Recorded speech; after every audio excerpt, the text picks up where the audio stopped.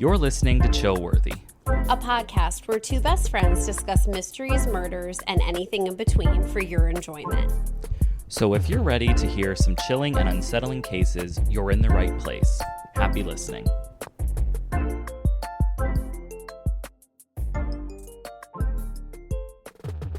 Hello and welcome back to a little bonus episode, the long-awaited, and by that I mean only for the two of us,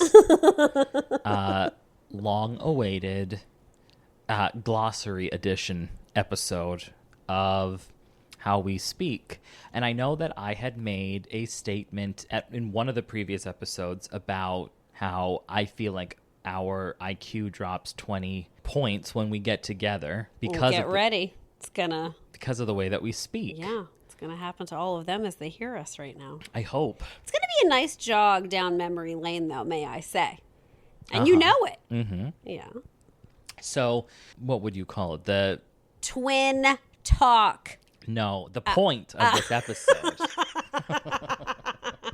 The point of this episode is just to give any of you listeners, chillers, as we're going to start calling everyone, just a little inside view of why we say some of the things we say, why we talk the way we seem to talk.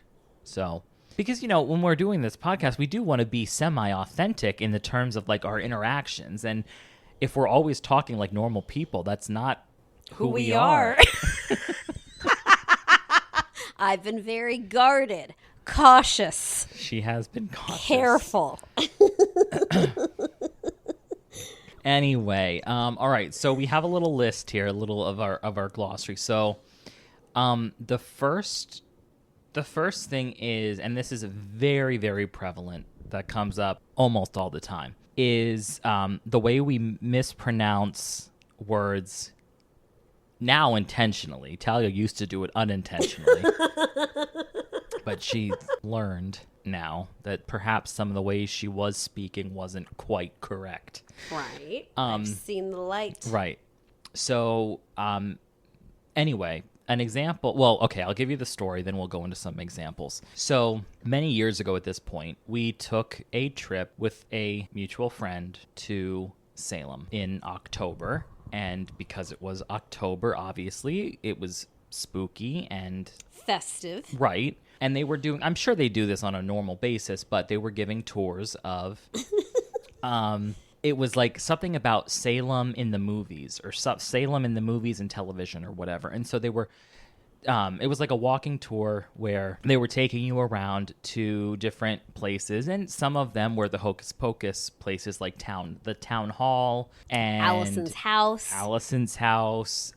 So stuff like that. There were other things on it. I mean, obviously the Samantha Stevens statue, all those things. But anyway, so we decided that we were going to do this, and this is something I had never taken notice to, potentially because we'd never been on a tour before, maybe.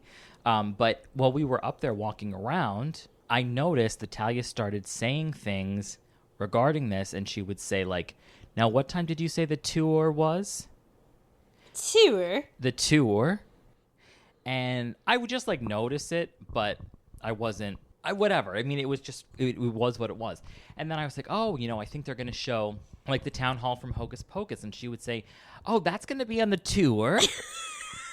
And finally, I said, what are you doing over there? He called me out. I said, you're pronouncing tour. Which, may I interrupt, led us to also a reference of 2 or 3. People have no idea what the hell's going on. I suppose it doesn't make sense yet. Or may never will. May never will. And we're off. We probably lost about 60% of our listeners.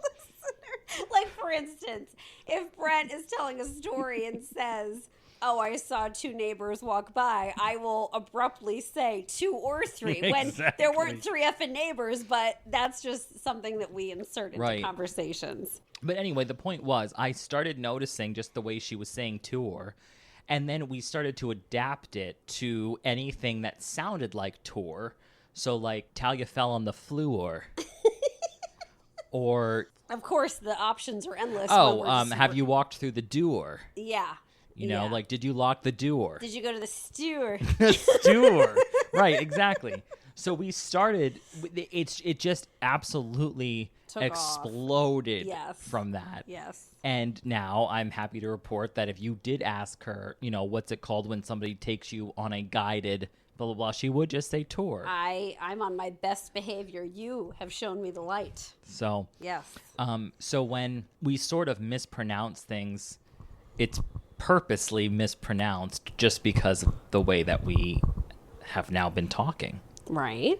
So, and yeah, like she said, then we've done it because it's like she used to pronounce it like 2 or 3. Right. So that's when now whenever we bring up a number that has 2 or 3 in it, we will just pepper in that. Right. You know, like totally random. Doesn't make sense to say. Right. So, so keep an eye out, or an ear out, I guess I should say, in future episodes where we might make a mispronunciation. And it's usually like the person will say it normally first, and then the other person will follow it up with the mispronunciation. Correct. Yes. So. Yes. Okay, so that's, I would say, have is also in this boat. Yeah, the way we use the word have and we say hev, right, like it's heavy, right, is just another very similar thing. I mean, Talia would just, I think I said something like, oh yeah, I've been to Disney World twice, and she was like, you have? Yeah.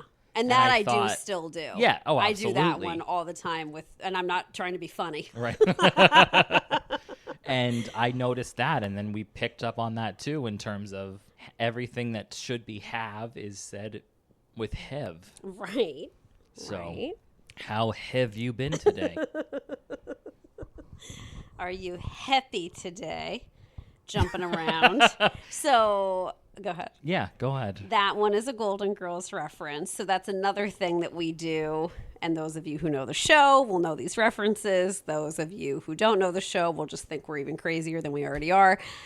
But we will quote kind of like a solid handful that we keep recycling that apply in to the rotation. Yes, that apply to certain situations, or in our heads they apply, and that is one of them. Right. So the "Are you happy today?" is obviously the normal quote is "Are you happy today?" Right. But we're switching out the A's for E's. Happy. Right.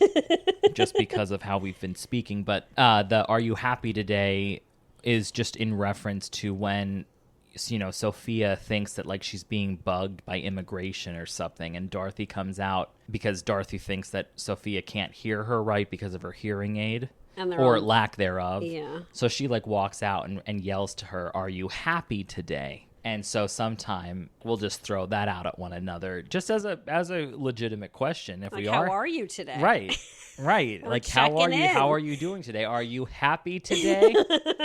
But we say it in that way, like one of us is, like one of us is hard of hearing, which one of us is. So it actually works out. Now, you actually did do one of these already on the podcast. Yes, I did. So a recent episode where I told the story about my cell phone and that I lost it in college, and that my mom knew because the boy who found my phone called her, and how my mom knew that I clearly did not have my phone, but asked me some sort of question to kind of bait me. Right. Successfully. And as I was telling that story on the podcast, and I said, you know, my mom called and she's asking questions and makes a reference to my cell phone and says, Shami. My mom did not say Shami, but I inserted that into the story because I knew Brent would know what I meant. I say that in the way of like confirmation of evidence, if you will. So like if we're doing a podcast where down the road, you know, someone's alibi might be a little sketchy, I would respond with, "Show me." Right. So that's what that one means. Instead of "show me," I guess is what I should have led with here. Right. Right, exactly. I mean, that was literally just because, again, we were talking at some point. Talia decided to, like, she was talking too loud. And instead of telling me to show her something, she said, "Show me." I got something. overexcited. Right. And again, it stuck. And that's now another reference we use for, like Talia said, like confirmation of something that we don't quite believe. Right. So to go back to the Golden Girls references, there are, as of now, we can only really think of 2 others that we use quite a bit. There's a scene where Rose, and I forget what it's about. It's about something that's so, I think, pretty simple. Like a I'm not sure what you're referring to yet. There is so much we as the public don't understand. I do know what the context. Scene is. Okay. It's where they're being held up by the cheese man. Yeah. And the neighbor, who's the cop, lies. Right. She lies to him and says, he's holding them hostage, and she tells the guy that she doesn't have a gun. And then when she pulls the gun out later, Rose said, "You lied." Right. "You lied, blah, blah, blah." And she said, "It's all right. It's okay to lie to a bad guy." And then Rose says, "So seriously, there is so much we as the public don't understand." There we go.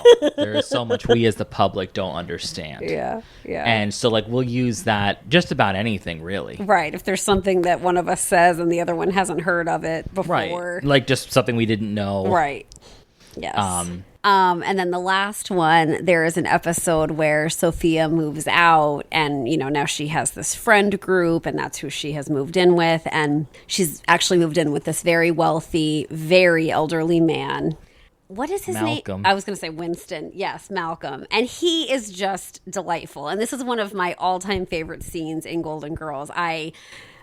It's like moment of silence every time it comes on because I think it's just so hilarious. So Sophia moves out. She's now in this, mansion of his, and he has a maid, and, it's just a beautiful house and nothing like Sophia is, used to. And Dorothy comes over to this house to basically try to get Sophia to come back home again and move back. And they're in I guess it's supposed to be the living room area. Yeah.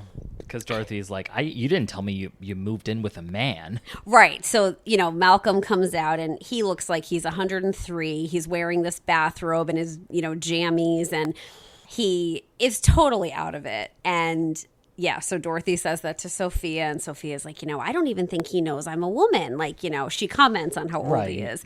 And he's totally senile. And he says to Sophia, she's saying he wants to stay at home and watch Amos and Andy on the wireless. He says, "What do you say we stay home tonight?" And something like, "I think Amos and Andy are on the wireless tonight. What do you say we stay at home and laugh our asses off?" Which I think is so freaking funny. And she says, "Malcolm, I told you I'm going out with the girls tonight." You're right. And he goes, "You always were a ladies' man, Tommy." So then, Dorothy and Sophia are looking at each other like, oh, gosh. So Sophia gets upset with something Dorothy says after that, and she storms out of the room. So Dorothy's alone then with Malcolm, and Malcolm is looking up at Dorothy, and he goes, "You must be Tommy's boy.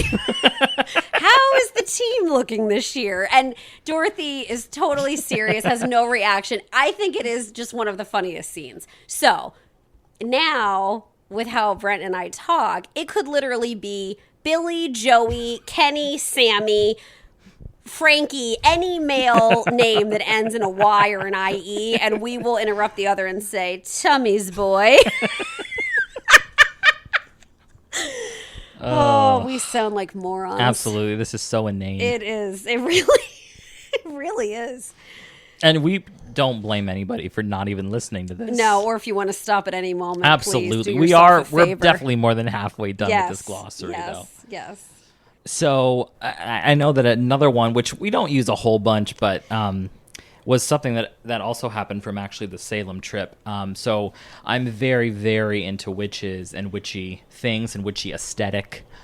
And I had promised myself that when I went to Salem, I was going to find a life-sized broomstick, very Hocus Pocus reference to hang in my living room on hooks, just like they have in their witch cottage. And that did happen. But while we were there, there weren't many places that sold life-sized broomsticks. And I mean, the thing is, they view it very it's like seriously. It's not like a prop. So these were not cheap. And it was just something where it was like, I knew it was going to be expensive because they were like handmade. Yeah, they weren't chintzy. No. And they were beautiful. Mm-hmm. So I got one. I want to say the last night we were there, and we were still walking around because it was very crowded, and we were going to a few other stores, and we went to a store to get like a hoodie. And it was like the kind of store that was the opposite of the store we were just in. Like the store I got the broomstick was very like Wiccan witchy stuff that was just really, really nice quality. And this was like a beach shop, like a what would you say, like a Sensations or something, very like just five like and dime-ish for down the shore. Yes. Right. Yeah. And we were misled walking into this beach style store. Misled in what? Because we met the older woman initially, who was a sweetheart of a woman. Yes. So we're, feeling very comfortable, and it's so homey, and she was a delight. Yeah. Yeah. So so then I ended up getting a Bewitched sweatshirt, and it said something like Bewitched in Salem or whatever, and I loved it. But I'm still there with my big ass broomstick. And I had to hold it. We were at the counter, literally at the register, checking out.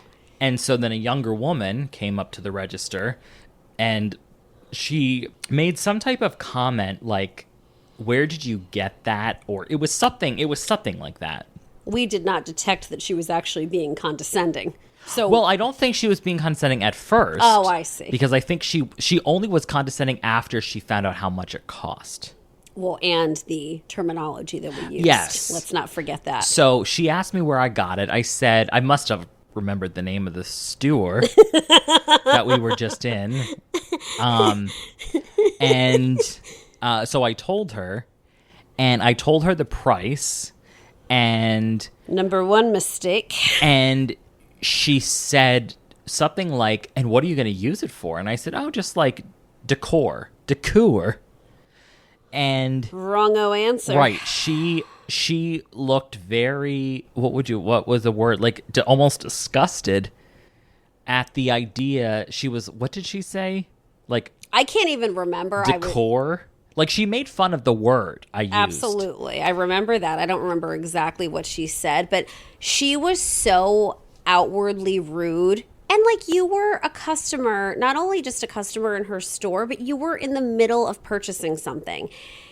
Oh my gosh, it was so uncomfortable. It was uncomfortable. So uncomfortable.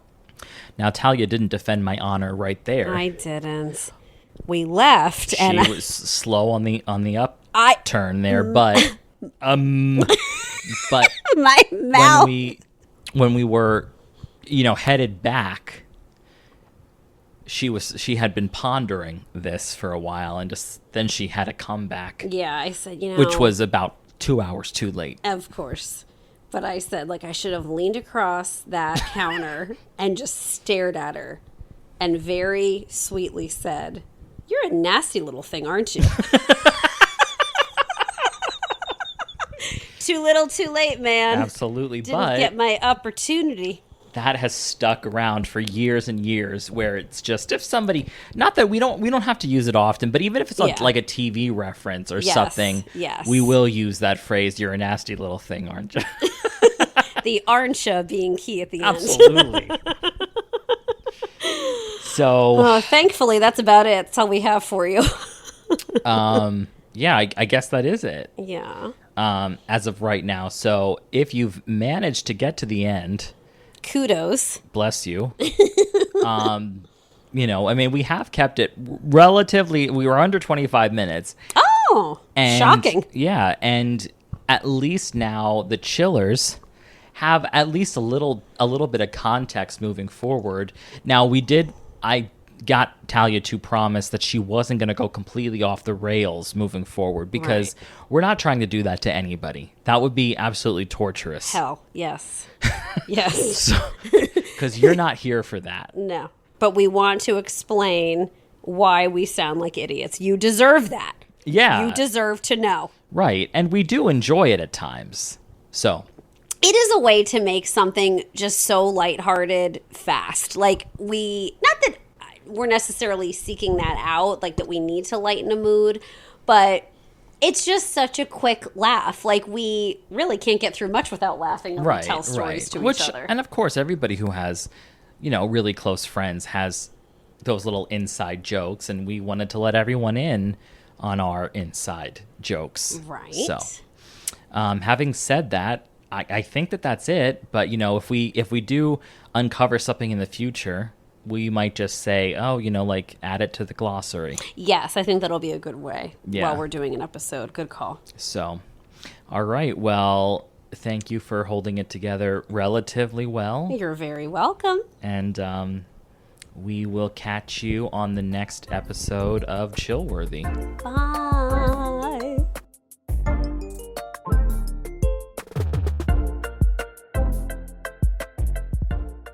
You've just listened to Chillworthy. Thank you for joining us on this latest episode. While we strive to keep our discussions engaging and lighthearted, we also wanted to take a moment to acknowledge the real lives and events that are at the heart of these stories. We try to approach each topic with a sense of curiosity and respect, fully aware of the impact these events have had on the individuals and their loved ones. Our goal is to honor their memories by keeping their stories alive and shedding light on the mysteries that surround them. If you enjoyed this episode, please remember to subscribe, rate, and leave a review, and don't forget to join us on the next episode of Chillworthy.